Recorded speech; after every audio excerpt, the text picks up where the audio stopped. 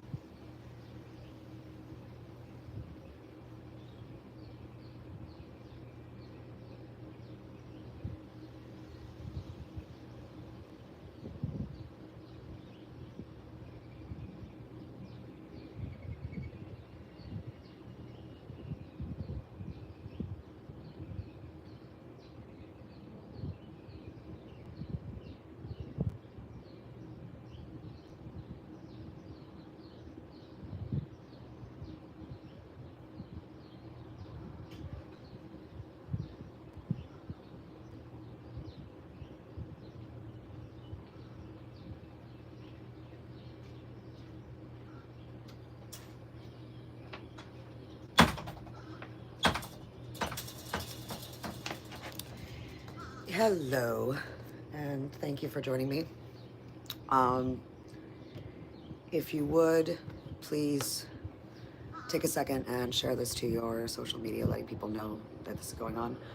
I've actually not done so because this was sort of a last minute thing, and I am more focused on trying to get through this now and share all of this with you than I am um, trying to promote it. But bear with me 1 second. It is hot and humid here, and I just gotta make sure that I don't end up having a rather amusing, one might say, public moment where I essentially might, pass out from the humidity because I'm very sensitive to it. Um, Hi, Matt. How are you? Thanks for joining. Matt, the reason that I'm actually doing this is due to a rather disturbing trend I'm noticing on, primarily on X, which I think is not simply something that should be ignored, but, I saw a meme recently that said, um, started the podcast wars have.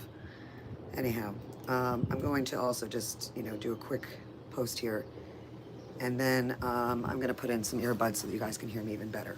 All right? So here's the deal. We are right now watching as let's see, get these in here first. Hold on a second. Give me a thumbs up if this is better than without. Correct? This is better than without. Yes. Yes, I think so. Let me know if it is actually worse than it was. So,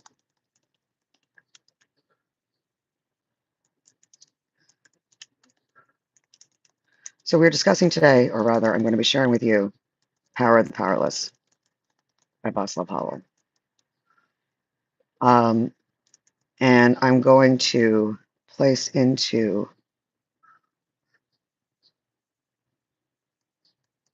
the chat later on a link to it. But right now, if you're following me on X, I'm actually going to place it in my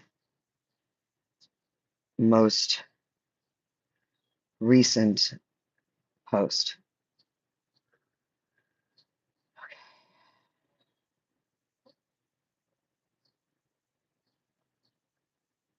Now, Power of the Powerless was written by someone named Václav Havel. Now, who is he? Václav Havel was not someone who had ever thought he would become a statesman. He actually was a playwright. He was Czech. And oh, this camera definitely needs a little wiping down here. Forgive me for coming right at you like this. There we go. I don't think it's a little bit better. Um, I don't have my studio-ish or home stuff set up since the storm, so you have to forgive me for the kind of makeshift, haphazard kind of setup we have here, but it's better than nothing. Now, a lot of people don't think that there's much link between totalitarian creeps, and the arts, but I want to share with you something, a great book that I recently discovered first. So it says it's from Mao's art soldier to Xi's cartoonist. It's quite an incredible little cartoon we see there, right? Now here we see a series of different political cartoons that were created and done artfully. This one's titled Bribery Food Chain. The artist describes that many friends liked these figurines and asked me how to do it. This was my first time making porcelain figures. In a nutshell, you buy porcelain clay online, make small figures, air dry them, and fire them in a kiln. Then color them and fire them again. The best way to learn porcelain work is to attend local ceramics class and follow along. If you are only interested in making small figures, you don't need to use porcelain clay, and you can buy synthetic clay, which is easier to master from shops that sell handicraft materials, such as Michael's. What's incredible here is how the survivors of Maoism and CCP have been trying to urge a message to the West, to us in particular. Oh, look at this one. This one's titled Get Ready World from 2023. What does it say? In December 2022, the CCP suddenly laid flat and did nothing to contain COVID. The coronavirus was raging in China again, was poised to spread around the world for the second time. Fortunately, the world has not adopted China's zero COVID policy in the past 2 years, but has popularized effective vaccines and increased the natural immunity of the population, which has prevented the CCP's irresponsible policy from causing another huge wave of COVID attacks on the world.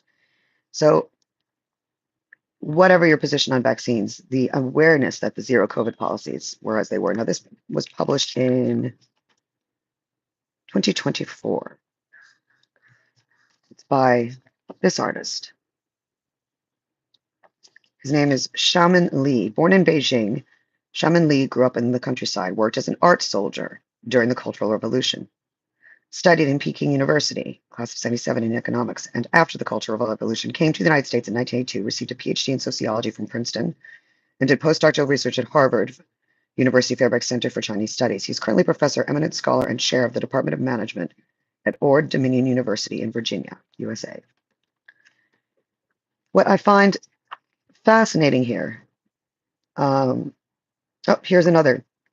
This is the image of what a Silk realist hero looks like.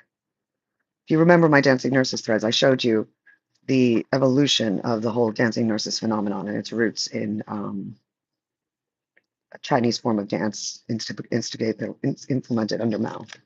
So this idea that the arts really has no part to play in any of this is utter bollocks. Otherwise, why would artists be under so much threat and be so considered so threatening to the regimes? So Vaclav was a playwright, specifically what we know as call an absurdist playwright. He was along the canon of people like Eugene Ionescu, and like Eugene Ionescu was quite, maybe more diplomatically, but really was not a big fan of the existentialists like Sartre. He found them to be more than simply hypocrites, but rather than they were deadly. And there have been many critiques of such people, but I will quote Eugene Ionescu when he says that it is far more dangerous to be a mediocre critic than a mediocre writer or artist. So with that in mind, I'm just going to jump right on in. And what I'm sharing with you is a work called Power of the Powerless by Vaclav Havel. And I'm reading specifically from the Hannah Arendt Center for Politics and Humanities. And this was published in 2011. And here's what they have to say about this piece. I'll also note that it's long, so I will be jumping around a little bit just for the sake of time. I might even be smoking a cigarette, so, whatever. I'm not doing this in order to boost my channel or boost my follower count, but I am asking if you could please, so that more people can see this, because I think it's very important. Please share, like, let people know on social media this is going on, and make suggestions on the best ways how we can continue these conversations one-on-one. In the interim, I am very much working on an idea inspired by Havel that I'm calling the Hidden Sphere. It's going to be a small niche online community in which I prefer to use the value for value model so that it's, people can give what they can. But I am going to need a little bit of support to be able to get that going. And I'm going to probably build it on Mighty Networks. And once again, if you're interested in helping me with this, please do reach out, because I'm looking for people to partner with to get it going. And I have experience with creating online communities. Pardon me, I have to fix something here. My screen here is actually getting a little bit foggy from the humidity. But it does fabulous things to my hair. Anyway, here we go. The Power of the Powerless by Václav Havel. Introduction. December 23rd, 2011. Let's turn this slightly for us. Here we go.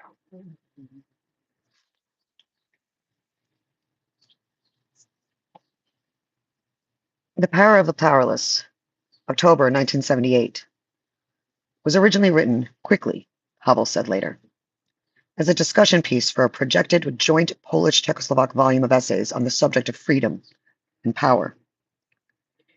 All the participants were to receive Havel's essay and then respond to it in writing. 20 participants were chosen on both sides, but only the Czechoslovak side was completed. Meanwhile, in May 1979, some of the Czechoslovak contributors who were also members of VONS, the Committee to Defend the Unjustly Prosecuted, including Havel, were arrested, and it was decided to go ahead and publish the Czechoslovak contributions separately. Havel's essay has had a profound impact on Eastern Europe. Here is what Zbigniew Bojak, a solidarity activist, told me. Quote, "This essay reached us in the Ursus factory in 1979, at a point when we felt that we were at an end of the road. Inspired by KOR, the Polish Workers' Defense Committee, we had been speaking on the shop floor, talking to people, participating in public meetings, trying to speak the truth about the factory, the country, the politics. There came a moment when people thought we were crazy. Why were we doing this? Why were we taking such risks? Not seeing any immediate and tangible results, we began to doubt the purposefulness of what we were doing. Shouldn't we be coming up with other methods, other ways?" Then came the essay by Havel. Reading it gave us the theoretical underpinnings for our activity. It maintained our spirits. We did not give up. And a year later, in August 1980, it became clear that the party apparatus and the factory management were afraid of us.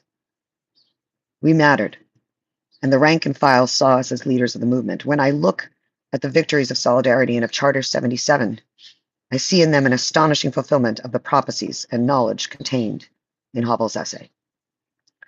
Translated by Paul Wilson, The Power of the Powerless has appeared several times in English, foremost in The Power of the Powerless, Citizens Against the State in Central Eastern Europe, edited by John Keane, with an introduction by Steve Lukes. That volume includes a selection of 9 other essays from the original Czech and Slovak collection. And it begins.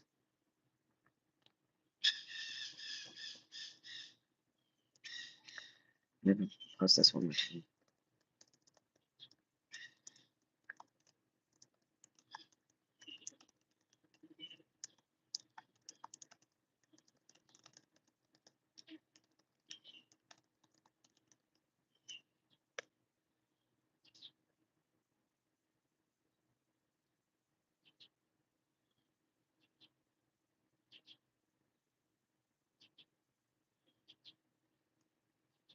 A specter is haunting Eastern Europe. The specter of what in the West is called dissent. This specter has not appeared out of thin air. It is a natural and inevitable consequence of the present historical phase of the system it is haunting. It was born at a time when the system, for 1,000 reasons, can no longer base itself on the unadulterated, brutal, and arbitrary application of power, eliminating all expression of nonconformity. What is more, the system has become so ossified politically that there is practically no way for such nonconformity to be implemented within its official structures. Who are these so-called dissidents? Where does their point of view come from? And what importance does it have? What is the significance of independent initiatives in which dissidents collaborate? And what real chances do such initiatives have of success? Is it appropriate to refer to dissidents as an opposition? If so, what exactly is such an opposition within the framework of the system? What does it do? What role does it play in society? What are its hopes? And on what are they based? Is it within the power of dissidents as a category of sub-citizen outside the power establishment to have any influence at all on society and the social system? Can they actually change anything? I think that an examination of these questions, an examination of the potential of the powerless, can only begin with an examination of the nature of power in the circumstances in which these powerless people operate. Section 2. Our system is most frequently characterized as a dictatorship or more precisely as the dictatorship of a political bureaucracy over a society which has undergone economic and social leveling. I'm afraid that the term dictatorship, regardless of how intelligible it may otherwise be, tends to obscure, rather than clarify, the real nature of power in this system.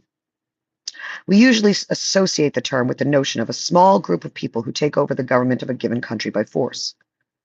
The power is wielded openly, using the direct instruments of power at their disposal, and they are easily distinguished socially from the majority over whom they rule. One of the essential aspects of this traditional or classical notion of dictatorship is the assumption that it is temporary, ephemeral, lacking historical roots. Its existence seems to be bound up with the lives of those who established it.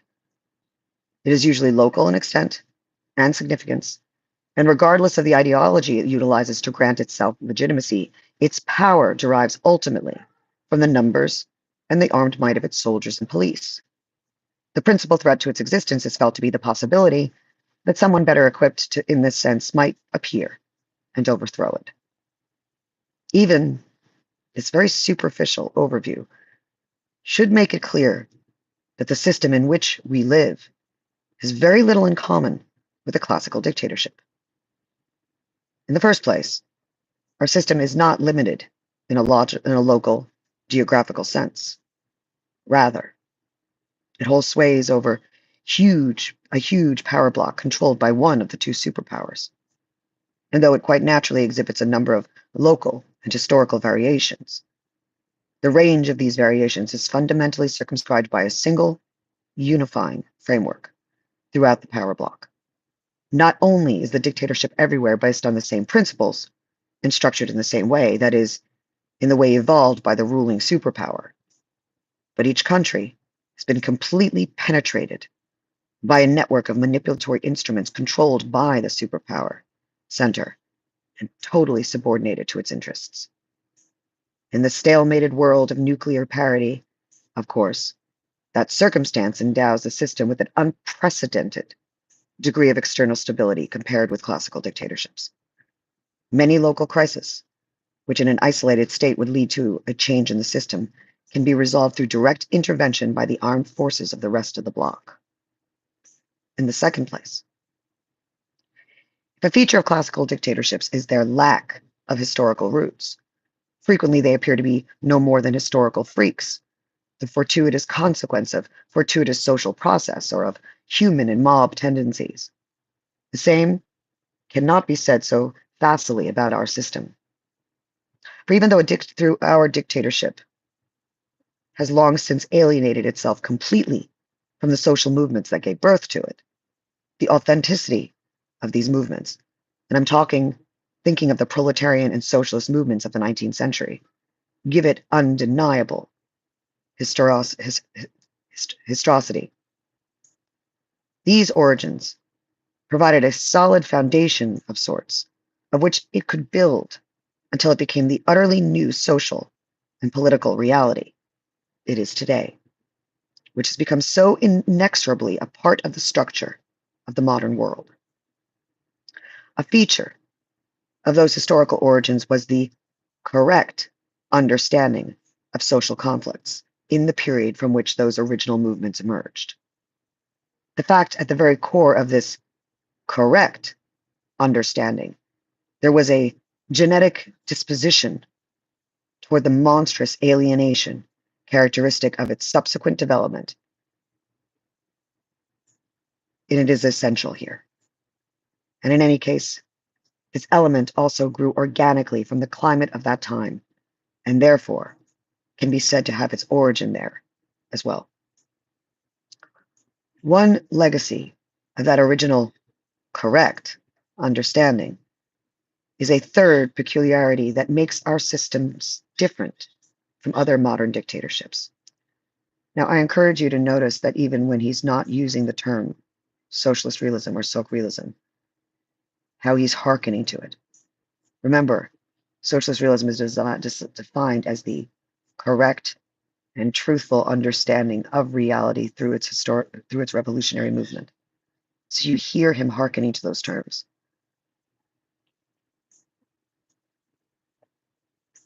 One legacy of that correct understanding, again, that is a utter reference to the Sok realist definition we discussed yesterday from the Writers' Conference and the Writers Union of Soviet Writers. A historically concrete and correct depiction of reality through its revolutionary movement, remember? And he is an artist and writer. One legacy of that original correct understanding is a third peculiarity that makes our system different from other modern dictatorships. It commands an incomparably more precise, logically structured, generally comprehensible, and in essence, extremely flexible ideology that, in its elaborateness and completeness, is almost a secularized religion. It offers a ready answer to any question whatsoever. It can scarcely be accepted only in part, and accepting it has profound implications for human life. In an era when metaphysical and existential certainties are in a state of crisis, when people are being uprooted and alienated and are losing their sense of what this world means, this ideology, inevitably, has a certain hypnotic charm. To wandering humankind, it offers an immediately available home. All one has to do is accept it. And suddenly, everything becomes clear once more. Life takes on new meaning, and all mysteries, unanswered questions, anxieties, and loneliness vanish. Of course, one pays dearly for this low-rent home.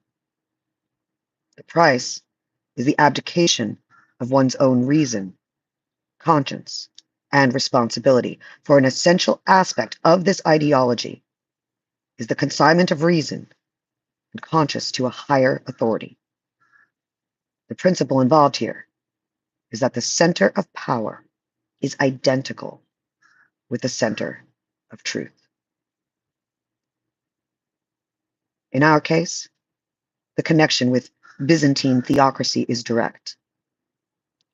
The highest secular authority is identical with the highest spiritual authority.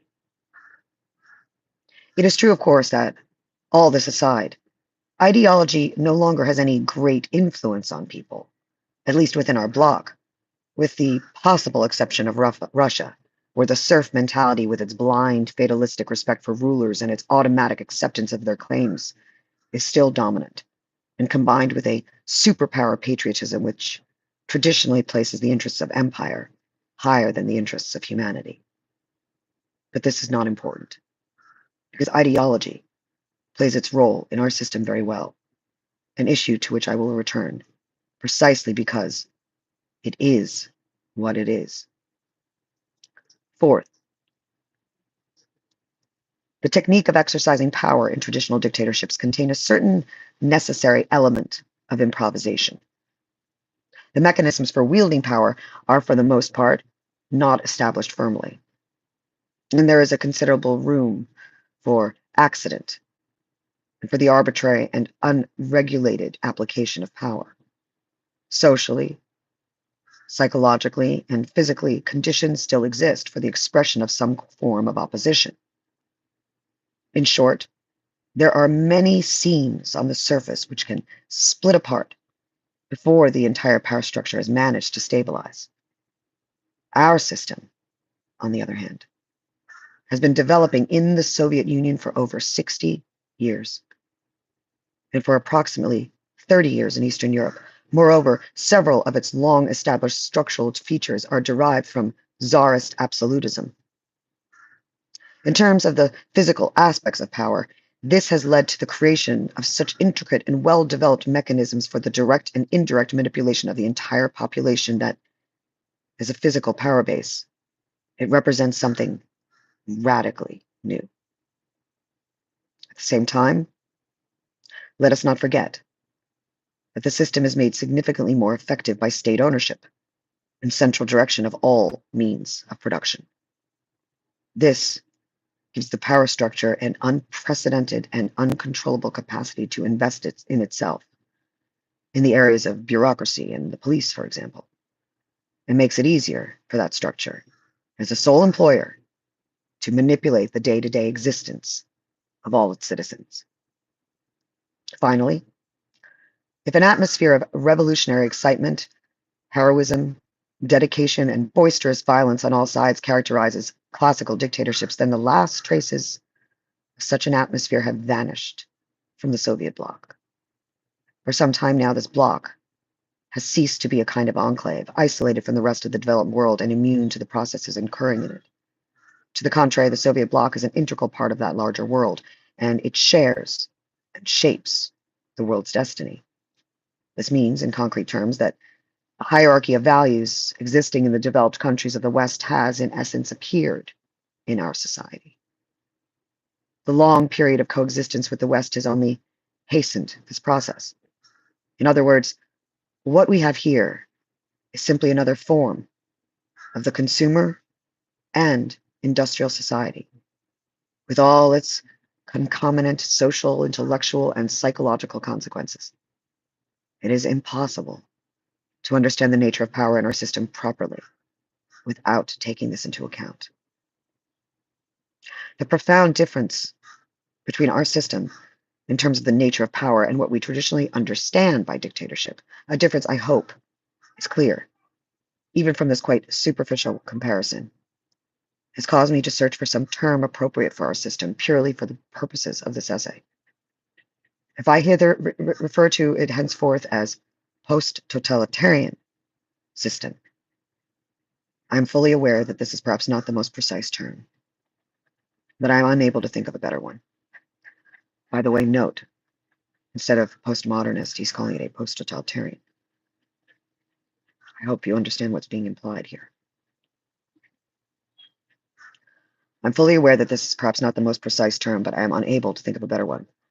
I do not wish to imply by the prefix poso that the system is no longer totalitarian. On the contrary, I mean that it is totalitarian in a way fundamentally different from classical dictatorships, different from totalitarianism as we usually understand it. The circumstances I have mentioned, however, form only a circle of conditional factors in a kind of phenomenal framework for the actual composition of power in the post-totalitarian system, several aspects of which I shall now attempt to identify. Section 3. I want to ask you if you're starting to sense and notice any things that feel similar to the last few years or longer. And keep that in mind because that was a Tom frond falling and it startled me. The reason that I'm sharing this is because I feel it's vitally important that people understand this. Vitally.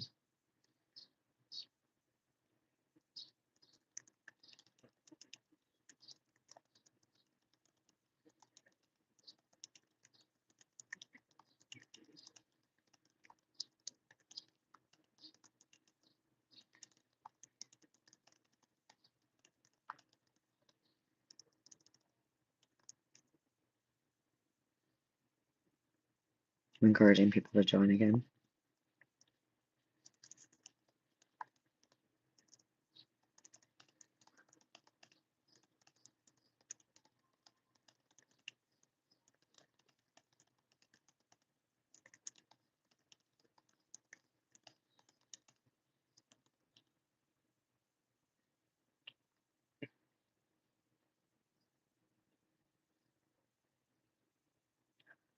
Section 3. Now I want to ask, as he's describing the character, as he's unfolding this, think of it, he was a playwright, so he's setting the scene for you. I want you to ask yourself what sounds familiar? What looks similar to what we face today? And what doesn't, of course, but I think that the utilization of empty phrases and slogans will sound very, very familiar. Okay.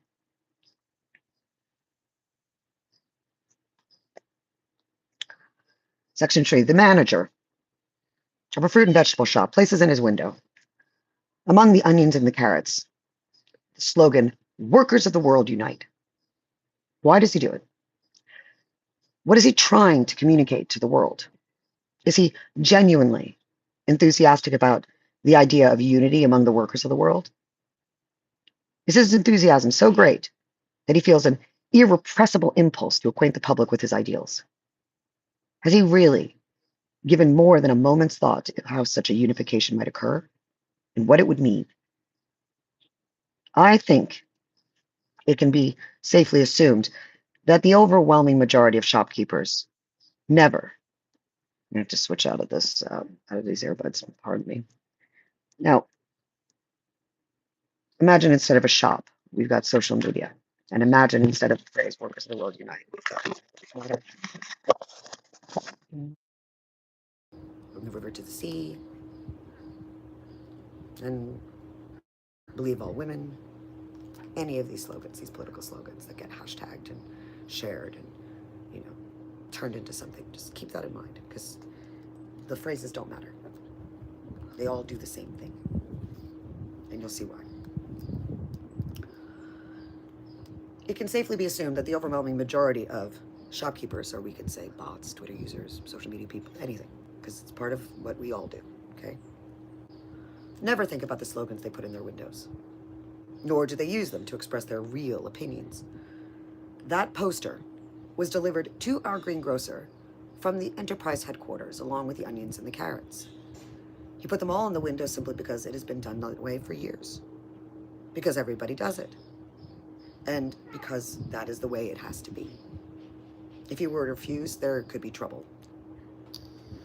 He could be reproached for not having the proper decoration in his window. Someone might even accuse him of disloyalty. He does it because these things must be done if one is to get along in life. If one is, it is one of the thousands of details that guarantee him a relatively tranquil life in harmony with society, as they say. Obviously, the greengrocer is indifferent to the semantic content of the slogan on exhibit. He does not put the slogan in his window from any personal desire to acquaint the public with the ideal it expresses. This, of course, I mean, frankly, Christ is King sounds like a pretty good example of this. This, of course, does not mean that his action has no motive or significance at all, or that the slogan communicates nothing to anyone. The slogan is really a sign, and as such, it contains a subliminal but very definite message. Verbally, it might be expressed this way: I, the greengrocer, XY, live here, and I know what I must do. I behave in a manner that is expected of me. I can be depended upon, and I am beyond reproach. I am obedient, and therefore have the right to be left in peace. This message, of course, has an addressee. It is directed above to the greengrocer's superior, and at the same time, it is a shield that protects the greengrocer from potential informers. The slogan's real meaning, therefore, is rooted firmly in the greengrocer's existence. It reflects his vital interests, but what are those vital interests? Let us take note. If the greengrocer had been instructed to display the slogan, I am afraid, and therefore unquestioningly obedient, he would not be nearly as indifferent to its semantics, even though the statement would reflect the truth. The greengrocer would be embarrassed and ashamed to put such an unequivocal statement of his own degradation in the shop window, and quite naturally so, for he is a human being, and thus has a sense of his own dignity. To overcome this complication, his expression of loyalty must take the form of a sign which, at least on the textual surface, indicates a level of disinterested conviction. It must allow the greengrocer to say, what is wrong with the workers of the world uniting? Thus the sign helps the greengrocer to conceal from himself the low foundations of his obedience, at the same time concealing the low foundations of power. It hides them behind the facade of something high. And that something is ideology. Ideology is a specious way of relating to the world. It offers human beings the illusion of dignity and morality, while making it easier for them to part with them. As the repository of something supra-personal and objective, it enables people to deceive their conscience and conceal their true position and their inglorious modus vivendi, both from the world and from themselves. It is a very pragmatic, but at the same time, an apparently dignified way of legitimizing what is above, below, and on either side. It is directed toward people and toward God. It is a veil behind which human beings can hide their own fallen existence, their trivialization, and their adaptation to the status quo. It is an excuse that everyone can use. From the greengrocer who conceals his fear of losing his job behind an alleged interest in the unification of the workers of the world to the highest functionary, whose interest in staying in power can be cloaked in phrases about service to the working class. The primary excusatory function of ideology, therefore, is to provide people, both as victims and pillars of the post-totalitarian system, with the illusion that the system is in harmony with the human order and the order of the universe. The smaller the dictatorship, and the less stratified by modernization of society under it, the more directly the will of the dictator can be exercised. In other words, the dictator can employ more or less naked discipline, avoiding the complex process of relating to the world and of self-justification which ideology involves. But the more complex the mechanisms of power become, the larger and more stratified the society they embrace, and the longer they have operated historically, the more individuals must be connected to them from outside, and the greater the importance attached to the ideological excuse. It acts as a kind of bridge between the regime and the people, across which the regime approaches the people, and the people approach the regime. This explains why ideology plays such an important role in the post-totalitarian system. That complex machinery of units, hierarchies, transmission belts, and indirect instruments of manipulation which ensure in countless ways the integrity of the regime, leaving behind nothing to chance, would be quite simply unthinkable without ideology, acting as an all-embracing excuse, and as the excuse for each of its parts. So in the 4 pillars of Silk Realism, there we have Vaclav explaining the role ideanost, or ideological content, takes. I'll continue next in the next section. That was up through section 3. We're now at the beginning of section 4. Bye for now.